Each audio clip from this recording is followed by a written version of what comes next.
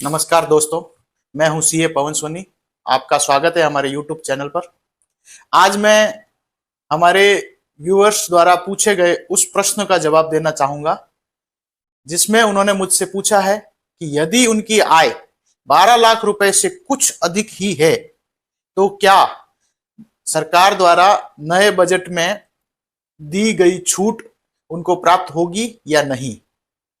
उसके लिए सबसे पहले हमें यह समझना है कि छूट के लिए क्या शर्त है, जिसको हमने हमारे बजट 2025 वाले वीडियो में अच्छे से समझाया था कि 87A की जो टैक्स छूट है 60,000 रुपए की, वह सिर्फ उन व्यक्तियों को ही प्राप्त होगी जिनकी आय 12 लाख रुपए के अंदर है। तो प्रश्न यह है कि क्या 12 लाख रुपए से कुछ रुपए ऊपर की आय होगी तो टैक्स स्लैब के अनुसार पूरा टैक्स पे करना होगा। तो उसे हम आगे विस्तृत में समझेंगे। सबसे पहले जो हमारी आय है उसके ऊपर टैक्स स्लैब के अनुसार हमारी इनकम टैक्स की गणना करेंगे। उसके बाद 12 लाख से जितनी अधिक आय होगी उसकी गणना करेंगे और इन दोनों से जो रिजल्ट प्राप्त होगा, जो टैक्स अमाउंट आया और जो 12 लाख से अधिक की आय हुई, उन दोनों को आपस में तुलना करेंगे। जो दोनों में से राशि कम आएगी वो राशि टैक्स के रूप में पे की जाएगी। इसको हम उदाहरण से समझते हैं। जैसे यदि किसी की आय 12 लाख रुपए और 15,000 उसके ऊपर एक्स्ट्रा हुई है तो उसके लिए क्या टैक्स पे करने की जिम्मेदारी होगी।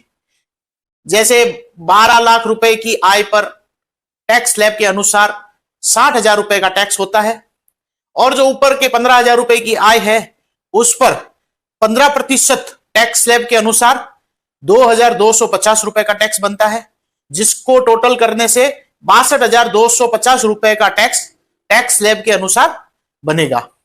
और 12 लाख से ऊपर सिर्फ 15,000 रुपए की आय प्राप्त हुई है तो 62,250 और 15,000 में से जो राशि कम है वह टैक्स के रूप में पे की जाएगी, अर्थात 15,000 रुपए।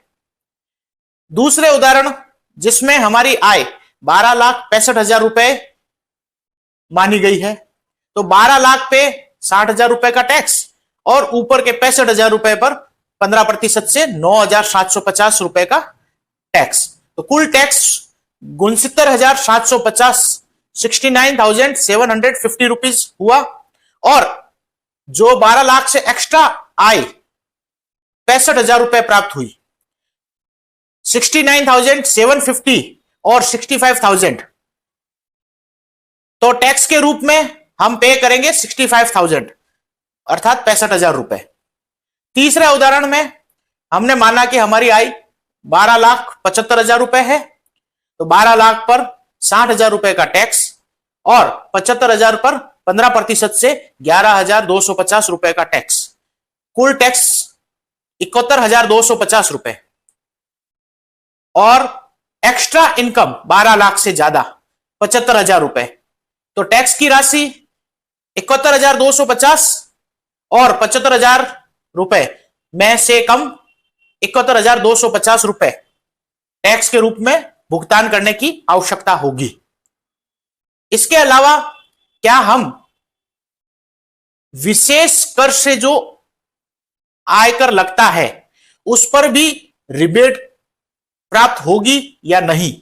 तो जो विशेष कर से टैक्स लगता है उस पर आयकर में 67A की जो रिबेट है वह प्राप्त नहीं होगी। विशेष कर से टैक्स लगने वाले आय जैसे long term gain, short term gain या लॉटरी आदि से जो इनकम प्राप्त होती है उन पर विशेष कर से टैक्स लगता है।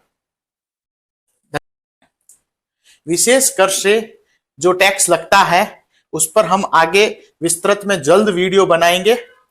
यदि आपको हमारा वीडियो पसंद आया तो उसे लाइक कीजिए, इस संदर्भ में यदि आपके कोई प्रश्न हो तो उसको हमें कमेंट कीजिए, हमारे वीडियो को सब्सक्राइब कीजिए और आगे अपने दोस्तों को शेयर भी कीजिए। धन्यवाद।